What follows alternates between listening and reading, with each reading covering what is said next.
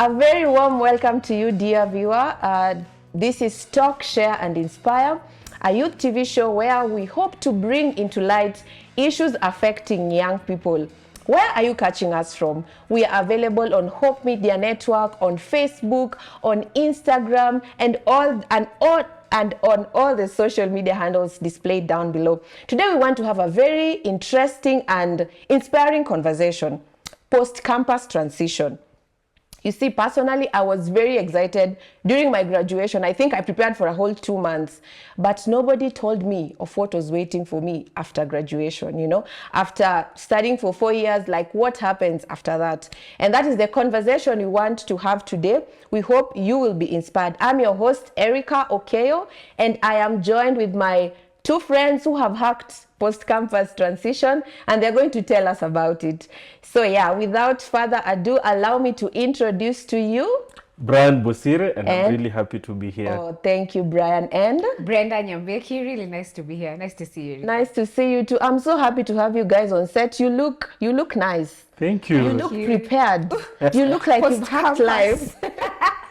Yes. So, Brian, tell us what you do. What do you do? All right. Right now, I work as the head of recruitment at a non-profit called Teach for Kenya. My background, I studied nursing in campus. And now you are recruiting Now I'm doing people HR work. post-campus. So, Really? yes. Yeah. Yes, Brenda. So I studied drama and film and theatre studies in campus. We now understand. Yeah. So currently I'm an MC, I do corporate events, I'm a content creator, and I just ventured into something called applied theatre. Quote unquote, it's theatre for social change. So I do consultancies on different thematic areas like GBV, peace and conflict transformation. So it's using theatre as an intervention. Yes. Okay. So theatre, by this you mean acting? Yes, there's the acting bit, but then there's something called I hope people will understand. Maybe I can explain it later. There's something called drama therapy, psychodrama. It uses tenets such as role reversal, role play. You know, I know about role plays at least. know role because plays. I train, so I use role plays. Yes, so basically using things like that for social change, and acting is included in all that. Okay. Yes. Wow, that's very interesting to know. Yeah. So guys, I want us to go into our conversation. Maybe I'd start with you, Brian. Okay. Tell us about your campus life. Tell us about your transition. What was life like that? What was life like after graduating? No, remember I studied nursing, so I was in med school, and the perception in our time was, you know, if you study any health course, there is money outside there. Yeah. So I remember I graduated in 20th December 2019, and I was so excited in terms of the money that I would earn. Millionaire. You know, the much I would be able to make at that particular time. Shock on me, man. I remember there was a day I was going to look for a job in this hospital. It's around Nairobi. And one of the nurses asked me, where is their Form 4 school leaving certificate? Something that I had done 2013. And for that reason, I was not able to get a job. And for like 3 months, I was able to tarmac. That dream of earning like 100,000 Kenyan shillings was quickly narrowed down to the first job that I get that paid me 500 shillings a day and 5,000. I remember like when we could be able to earn, my employer will go and ask me, where is the registration book? And then they will count the number of times you have showed up. And my first salary was 4,000, I think 500 and something. What job were you doing? At that particular time, I was working in a nutrition department at Better Living Hospital. I was working with one of my mentors. Her name is Gladys. So we used to do a lot of training, we'd visit communities, do a lot of health exposition, teach people about, you know, lifestyle diseases and non-communicable diseases, just empowering them. So that was like my first job. After my dream has been shushed. Prayer from 100. From 100,000 to 5,000. For anyone who can pay me. No, like actually at that time, you no longer cared about them. You just wanted money. I just wanted money. I remember even even going to work, I realized in Kenya there are commuter trains. So I used to take a train from Dandora to town and then make my long walk to work from railways to Nairobi, Central Church.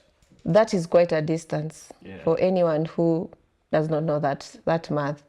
Oh, that's quite something, man. From 100,000 to 5,000. To anything that can pay, because I was broke. You know the way after you finish school, No, you do not have pocket money. first of all, your parents have high expectations on you. You can't borrow your parents' money. You are So medic you for have crying to out loud. make your own money, and then given that I'm like the first generation degree holder, so there's a lot of expectations on me in terms of the amount of money that I need to make. So even simple airtime to make, because I remember at that particular time I had a girlfriend, and we had issues because I wasn't able to communicate with her. But you tried to mature them when they are broke.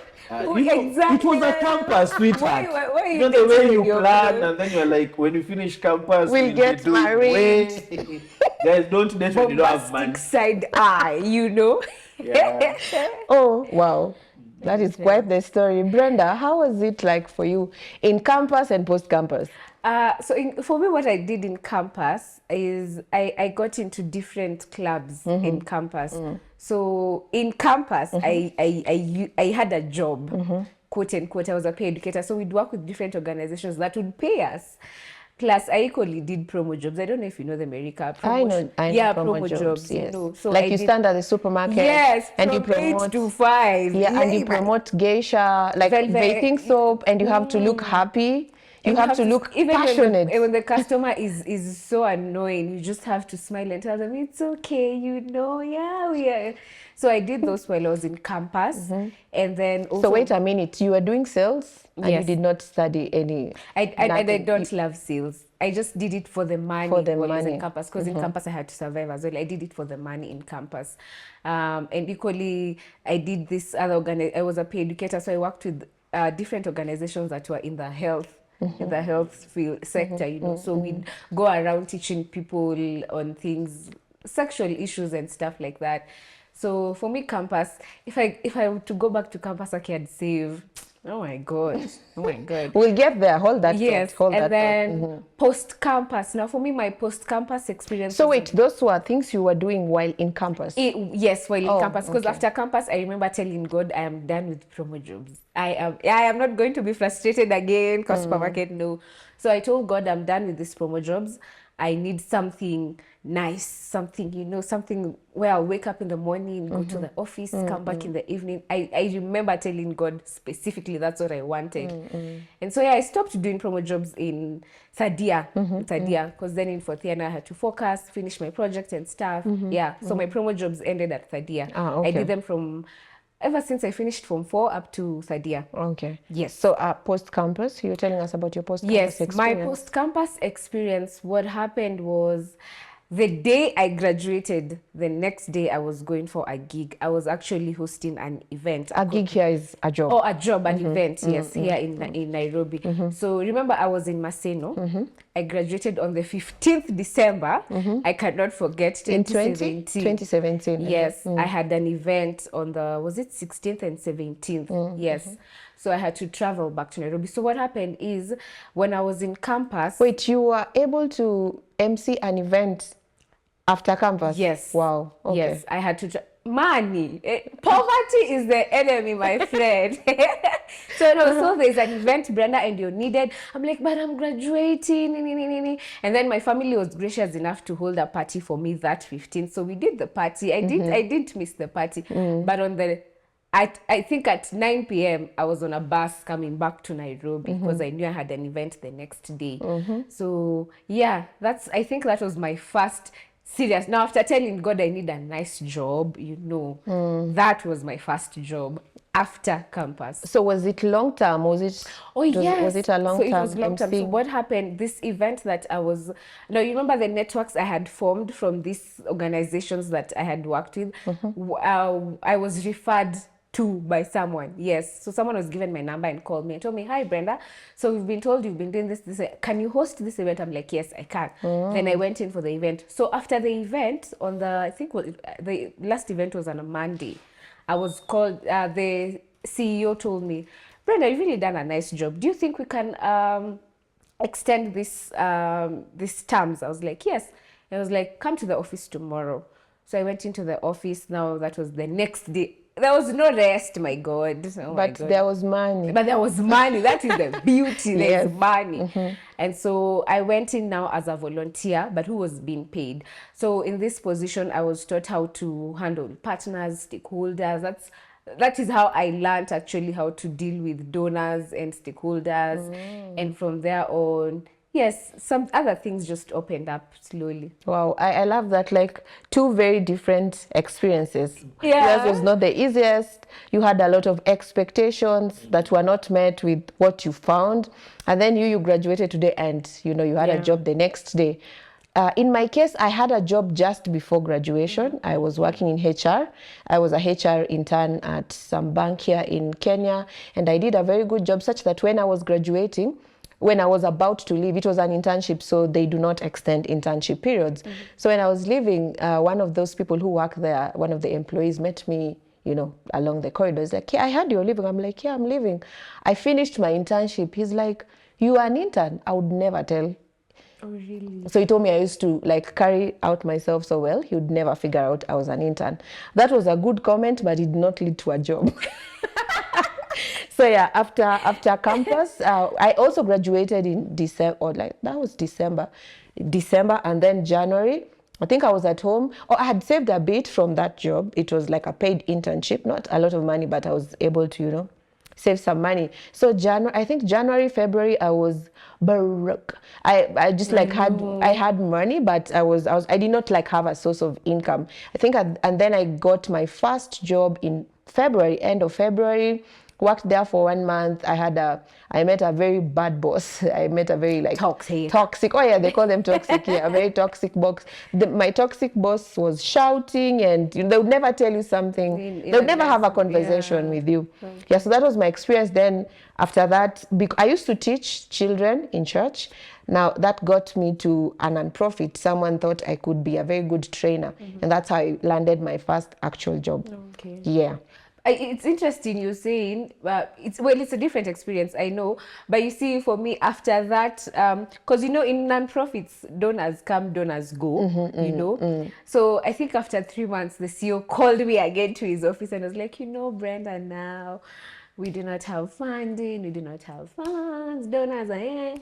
So I was like, oh my God. Now that marked the beginning of my tamaking period. And remember, there's something about us creators, because for me, I'm in the creative space. So I really yearned to be on stage, on TV. I really wanted to be there.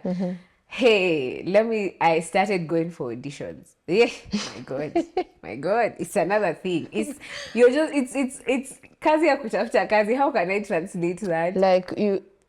It's a job looking for a job, yes, yeah. So I had to auditions there. You're being told auditions are doing Karen. Other times you're staying where the transport. You need transport, you need airtime you need to be well dressed. Exactly. You just can't go looking the way you want to. They look at it like you're not even serious. Because the way you dress gives an impression. Yes. So I really wanted to be in acting industry. So I think after that, I told myself, you know what, I'm going back to acting and stuff. You see, most people, even at the university, you get to campus and you really aren't doing something you're passionate about. Yeah, maybe we would start with, did you want to do nursing in the first place? Unfortunately, yes. I really wanted to do nursing, but I think for me, one of the things I'm really passionate about is people. So I remember when I was in high school, we went for a mission somewhere in Kenya, in Ukambani. An evangelistic mission? Yes, it was an evangelistic campaign, and then that time I was really timid. I would have done this in front of a camera. So I saw these medical missionaries, doing their thing. They helped a certain grandmother who was suffering from osteoporosis. Osteoporosis is a disease of the bones where your bones have holes, so they become weak. Yeah, and maybe let's also explain that a medical missionary is someone who probably has background in medicine. Yeah. Yes, and they work usually mostly with communities to help here and there. Yeah. So I saw him doing his thing, and gradually after 2 weeks you could see, even if it was slight improvement, this patient was improving. And so at that time I was like, you know what, I may not be able to preach, I may not be able to stand, But I think this is something I You want to could do. do. 'Cause I've always So that was wanted to- before yeah, that was in high getting school. to the university. So that inspired me to do nursing. First, I wanted to do medicine, but I think first I wanted to come to the University of Nairobi. Then I wanted to do medicine. So I missed the medicine bit by a few points. So I opted for nursing. For because I was nursing. looking for something that will bring me closer to the patient. Because my goal in life is always to inspire, enable, and empower those within my sphere of influence to be their best version. So I felt like nursing. Mission statement. Aki Brian is focused. Nah. Guy. You Those also are have things that you learn post-campus. You will learn how to be focused. You're Those making are me things think you about graft my life. over time. So I think about that particular time, I ended up doing nursing. But then when I was in the hospital, I realized I'm passionate now about using my voice. Oh, so you actually did I nursing. did nursing. I Okay. even served for a whole year at one of the level 5 hospitals in Kenya, where I practiced. Oh, But you then- practiced nursing. Yes, Okay. I helped mothers in the delivery, went to theater, did all that nursing internship thing. But then over time, I realized I want to use my voice more than using my hands to help inspire people. So I've always been passionate. One of the greatest feedback I've received over time, even in campus, is I'm good with people. I'd facilitate team buildings. I will do, coaching sessions. I'll do public speaking. Excellent interpersonal skills. And over time, that was some of the feedback that I would get, like you're really good at this. So that inspired me to do the thing that I do. So over time, I know one of the things I know is that any job I get, I normally like using this example. The way you can find someone is passionate about software engineering, coding, and languages. Me, I'm passionate about people. Any job that I get you. there has to be people somewhere. Yes. I don't want to work in a computer background somewhere where I'm not seeing people. So everything I've always done, leading to even the job I'm doing right now, I started as a communications and marketing intern. Something maybe to note is all the jobs I've ever gotten are through referrals. I've never gotten a job by applying. I apply, I eat rejection, but most of the jobs They're the ones that you've been referred I've to. gotten. And some of these referrals is not because that is my relative. It's because I expressed what I'm passionate about, and when some of these opportunities came, friends were able to share. And you probably also did a good job, so it's easier to refer you. I want us to pivot the conversation for a second, talking to someone who's in campus right now, someone who's trying to discover what is it that I can do post-campus. You see, at the university, we are taught technical skills. Yeah. Let's say you went to do theater, that's all you learn, all right? Nobody tells you about the skills or the passions or what. Those are things you just discover. I'm sure there are lessons you guys learned that if you'd go back to campus right now, you'd be like, I wish I had focused on this, and this. So very quickly, because of time, once again, could you mention some of the things you would advise somebody in campus to maybe look on, or to focus on? I think just get a mentor. Oh, wow. For me, that is something. Two things I wish I'd have done early in my life is getting a mentor and going for therapy quite early in early stages of my life. So if you're in campus right now, in my 3 years ago, I've told you, try this, try that. In as much as you try this, try that, please just get a mentor. It doesn't have to be someone really big, or just get someone maybe even someone who finished school 2 years before someone you, who just who walk studied you- the same course and will Exactly. tell you what to expect out there. Exactly. For me, it's just get a mentor who will tell you whatever you're doing does not make sense. Try this. Just get one bottom line, get a mentor. Okay. Wow. Awesome. How And about you? as you get a mentor as well, build your networking skills. Just as Brian has said, his previous jobs are from referrals. Your networks. Really. Yeah, I'm really interested in that part of getting a mentor. Most people, maybe Brian, as you talk about that, you'd also probably mention how exactly do I approach someone to be a mentor. I could have spotted you. I'm like, you know what? I also have people skills. I do not like working at the hospital, but how do I approach Brian? I think for me, before I get to that, is two things. Try as many things as possible. Don't limit yourself to the course that you did. One of the opportunities that came is that I realized is when I tried as many things as possible, I wasn't limited to just nursing, because they say only 25% of graduates end up doing the thing that they studied in school. So if you pause there. We need to say that again.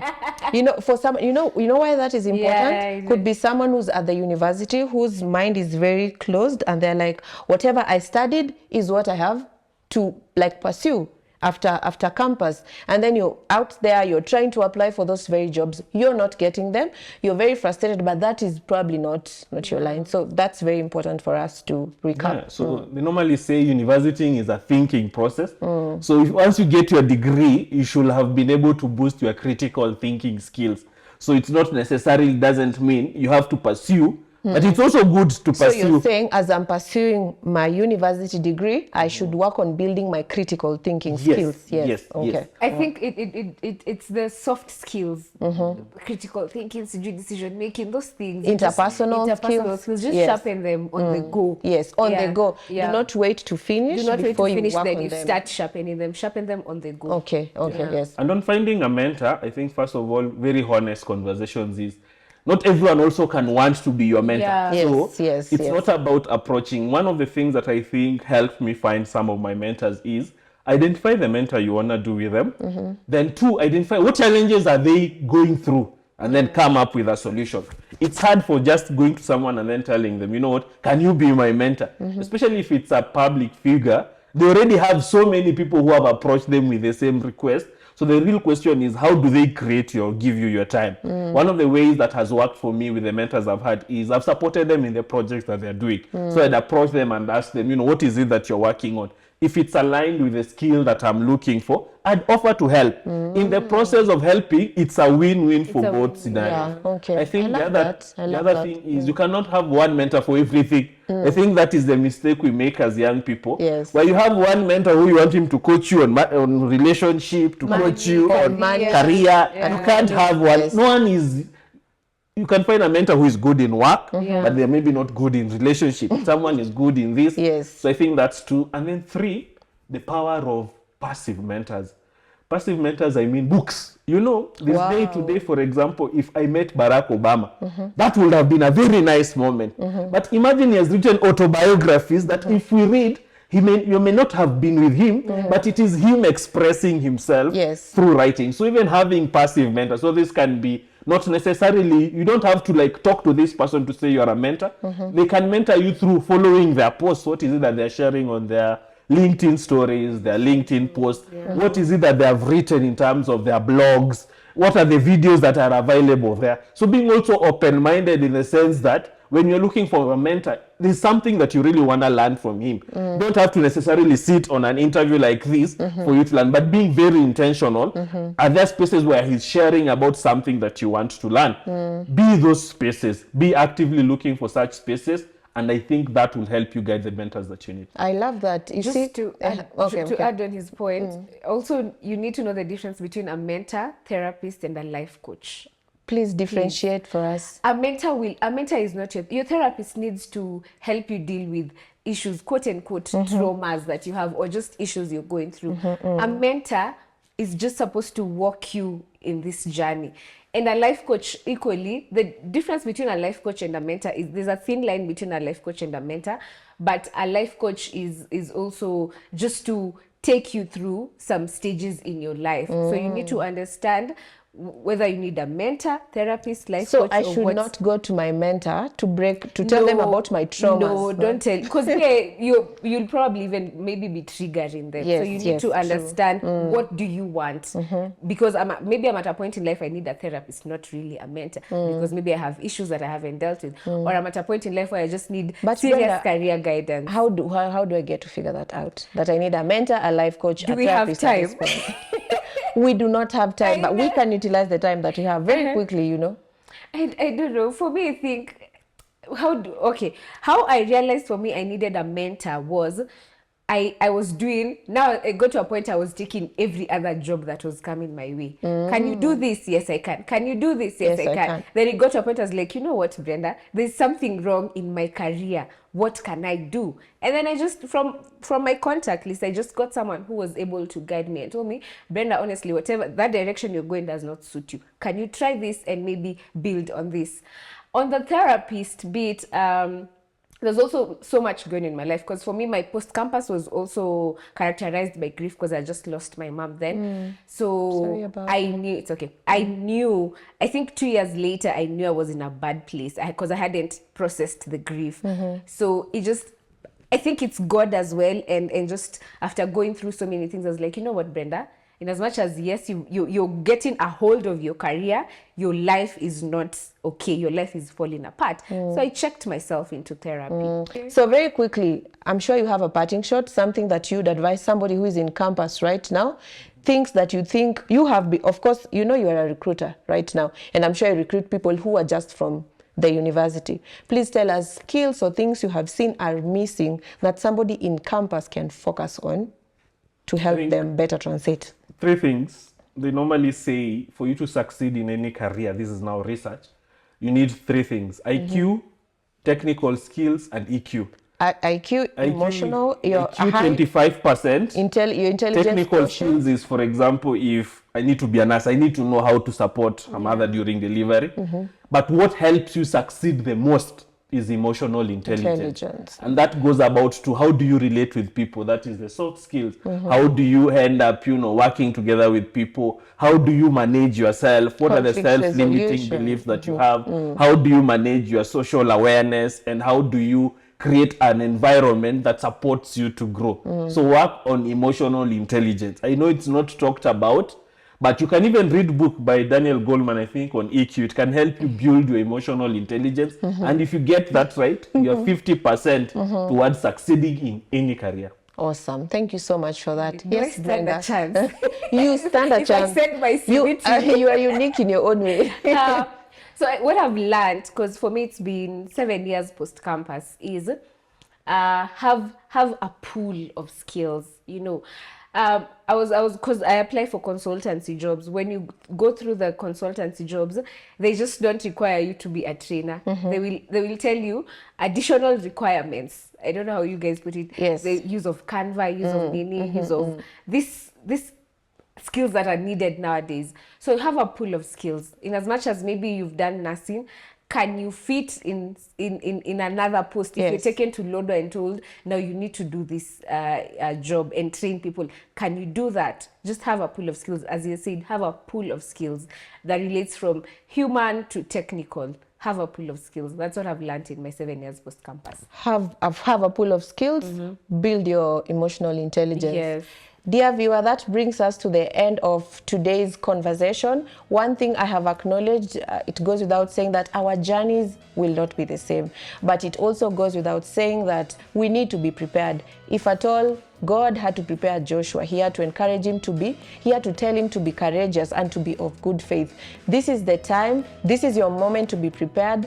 Use everything, use all the resources that are available to you to build the skills that you need post-campus. God bless you and see you in another episode of Talk, Share and Inspire. Bye-bye.